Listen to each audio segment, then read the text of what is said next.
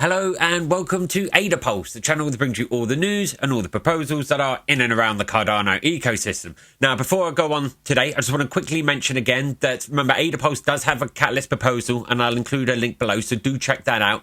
And remember, you can support us by delegating your ADA to either Swag, Zod or ATM, and please do like, share, subscribe and comment as well. Now, today, this is a basic guide on seed phrase and wallet organizations. It's going to be really handy. So basically, what the hell do you do once you've decided to take control of your wallet keys and so you don't get scammed? Now, this is an article by FLANTOSHI from the AdaPulse team and, as usual, can be found on the AdaPulse website. So, I'm Josh from ATM. Let's crack on with this.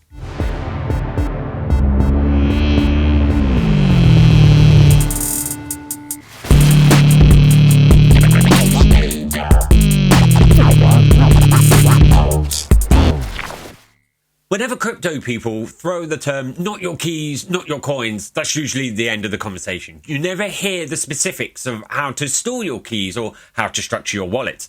It's kind of always already assumed that you already know because it's obvious, and to most, it probably isn't. Or frankly, it might be that just the person that's trying to scare you into self-custody doesn't know how to organise their own wallets either, or they might have a vested interest in you performing a specific action like delegating to my pool, or they don't pretty much care of what happens afterwards. So in this article today, we're going to talk about how to best organise your wallets and to maximise security and so you don't accidentally lose them.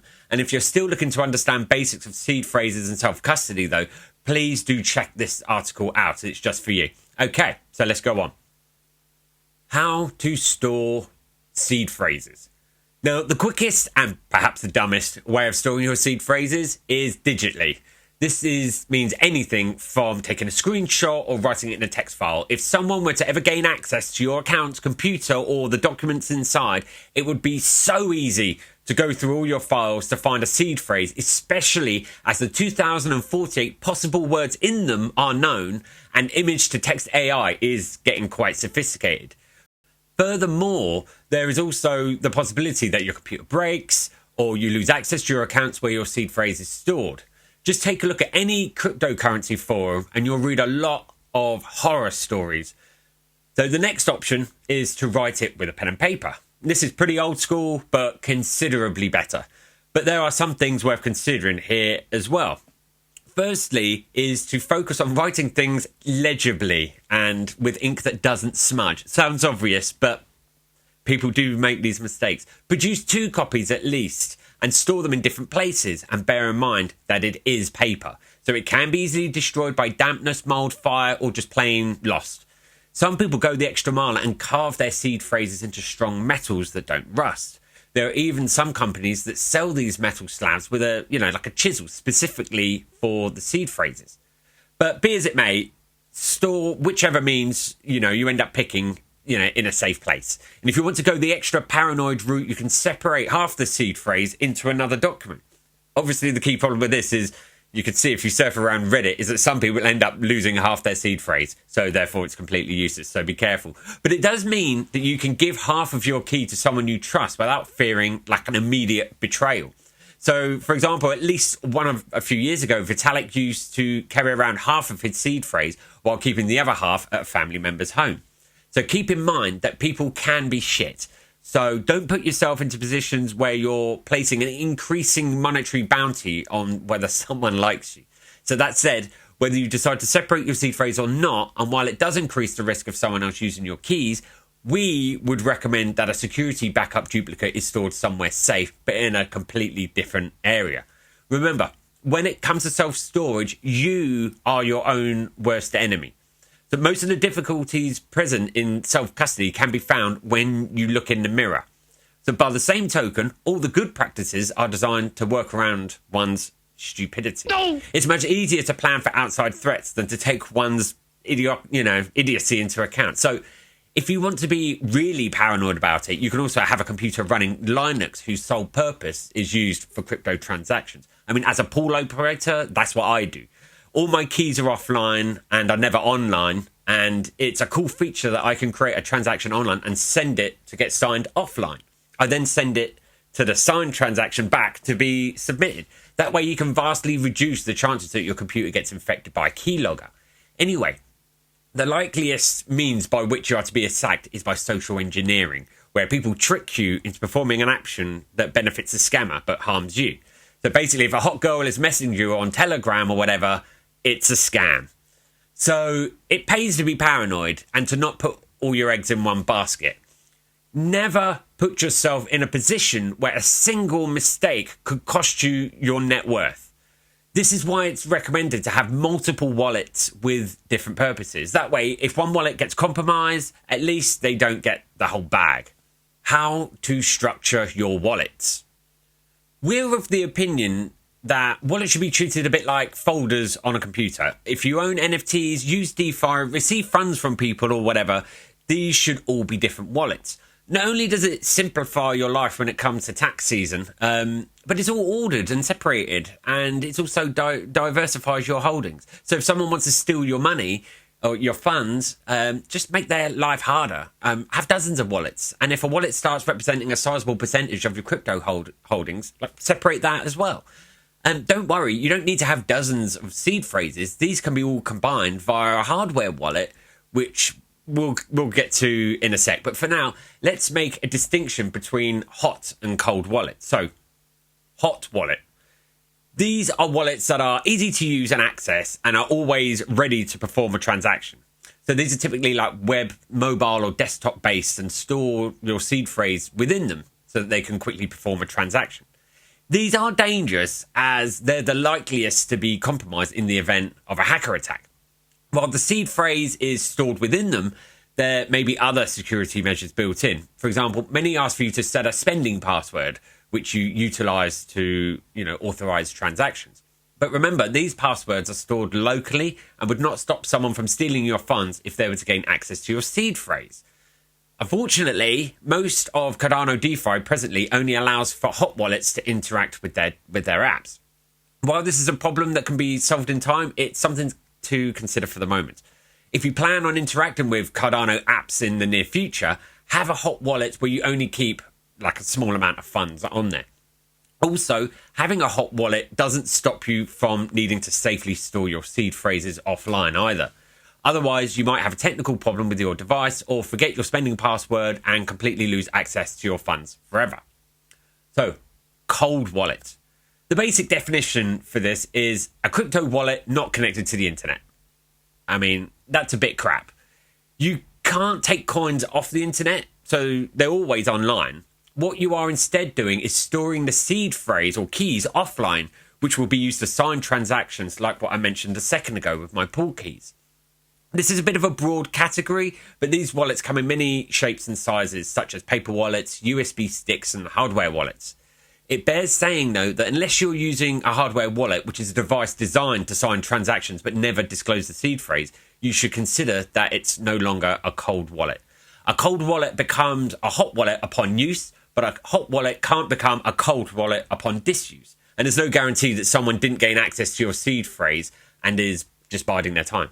Most of your funds should be in cold wallets. As you can see, paranoia is the name of the game. Nobody forces you to engage with any of this levels of complexity. You could just have a post-it note on your computer with your seed phrase on it. It would work, and chances are you'd be fine, assuming nobody else lives in the house and you don't, give the seed phrase to anyone or click any dodgy links or something. By taking self-custody, you are literally your own bank. You must decide the level of risk that is appropriate to you. But if we can make a suggestion, get a hardware wallet. A note on hardware wallets. As we implied already, hardware wallets are devices designed to keep your seed phrase inside of a mini computer so dumb and simple that it becomes virtually unhackable. It has no ability to connect to the internet except for the link that your computer provides it when it comes to the connectivity by USB. Some argue to not get a Bluetooth one, as this creates a security vulnerability, but you can just turn that off. So, it's worth clearing up a misconception, though. It does not take coins out of the blockchain. It's not only impossible to do that at a protocol level, but the device itself wouldn't have the ability to do so even if it could. Remember, it's not even connected to the internet or anything. The term hardware wallet probably is a bit misleading. It's basically a fancy USB stick with security features and can only store a sentence worth of information beyond the rudimentary software it runs. So basically, what your device does is take your seed phrase and store it in a way that it's safe from the outside world. So even if your computer was swarming with viruses and you had a hardware wallet connected to it, the viruses wouldn't be able to do anything. It'd be like trying to hack a toaster. It's simply incapable of such complexity. Side note, why the fuck do people have smart toasters? Your toaster doesn't need internet connectivity. It just can be hacked as well. But anyway, the device is mainly designed to store 15 to 24 words, as well as create a signature that the blockchain can use to verify the transactions that are authorized. So it's a means of actively using your seed phrase, but without most of the inherent risks.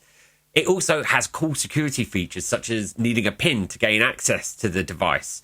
And if the pin's put in like erroneously too many times in a row, the memory just wipes itself clean. So you're not in any real danger, even if someone were to steal the device from you. But as long as you've correctly stored your seed phrase for the hardware wallet, that is. So yeah, so do that. Many of the devices also have hidden wallets. Now, what these do is add an extra self-selected word in your original seed phrase, which gets treated as an entirely different wallet at a protocol level. So despite sharing most of the seed phrase's words in common, but because of this feature, a single seed phrase can technically gain an infinite number of extra possible wallets, which are not associated with each other on a protocol level. So assuming there's no paper trail connecting them to each other, these are wallets whose existence nobody knows about, yet you can have access to them with a single device and with a single seed phrase. However, it's necessary to stress that if someone were to gain access to your keys, the default non-hidden wallet in your device is still at great risk. The hardware wallet is not a replacement for storing your seed phrase somewhere safe, because you've got to have a seed phrase for the wallet anyway. It just means that you can use your funds with less risk on a day-to-day basis. The hardware wallet will ask you to sign every transaction with your express authority. This means that once again, you are your worst enemy. A note on browser-based wallets. A browser-based wallet, otherwise known as a light wallet, is typically an extension installed on a browser. It's the means by which the vast majority of people in the crypto world operates, given that the alternative involves running a full node wallet like Daedalus. In practice, what this would mean is running a full server copy of the blockchain on your computer solely to perform transactions.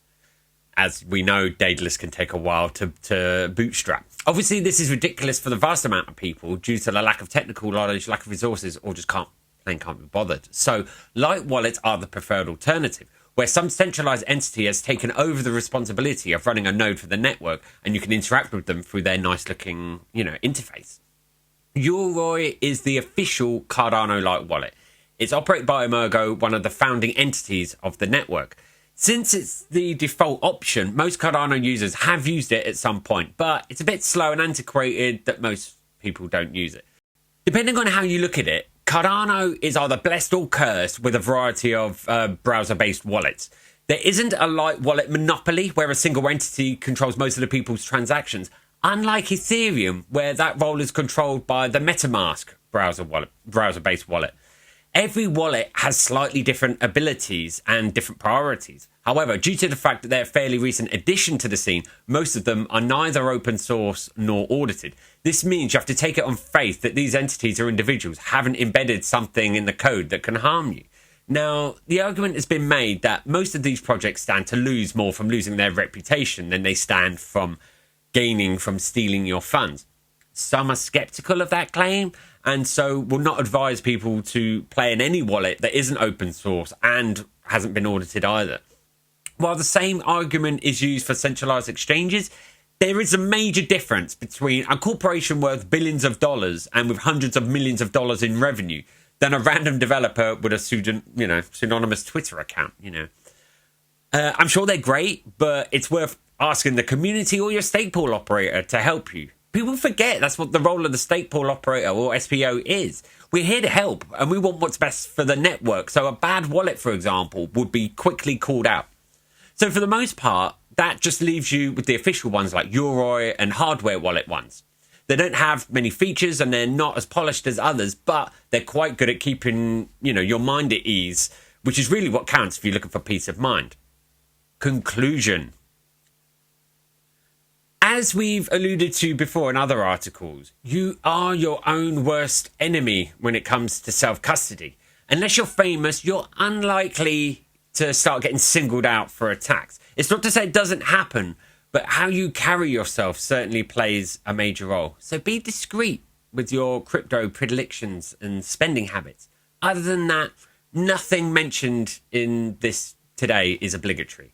These are mainly tips built on our security preferences, and maybe some paranoid ones, like having a Linux computer specifically for making transactions and nothing else. But like I said, I'm a pool owner with publicly declared funds, so all SPOs are tight on security. But what we're really saying today is it's up to you how much or how little you take from this article. But if we were to give you 2 tips that we consider essential, are these. So make duplicates of your seed phrases and store them somewhere where they're unlikely to ever be put in their proper context, like at your grandmother's house. That way you'll never fully be locked out of your funds, but you don't have to be overly paranoid about someone you've trusted betraying you. You can also separate the seed phrase into multiple locations, though definitely be careful with that. Some people also rent safety deposit boxes, but, it costs money. Then there's a hardware wallet as a final safety net, so you never have to input your seed phrase on a device that's connected to the web or compromised by viruses. It's useful to read up what other people are doing, but then it's up to you how you decide you're going to implement it. You have unique circumstances and the way you work, so it's certainly worth experimenting with other people's suggestions that they have.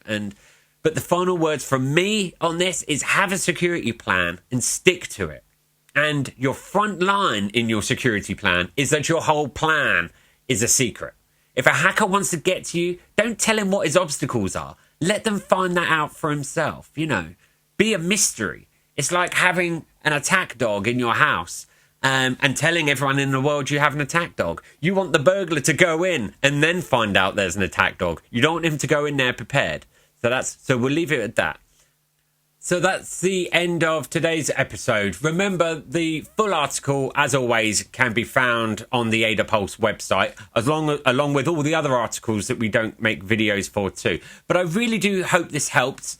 Do please comment. We can answer any questions that you have. If something's not clear, let us know. We will interact with you and get back to you. But do like, share, subscribe. It's a really useful tips here that people do need to know, and we want to spread it, as far as possible. And remember, hit that subscribe button and hit the bell notifications. But as always, you can further support us by delegating your ADA to either Swag, Zod, or myself, ATM. So I'm Josh from ATM, and I'll see you next time. Thank you.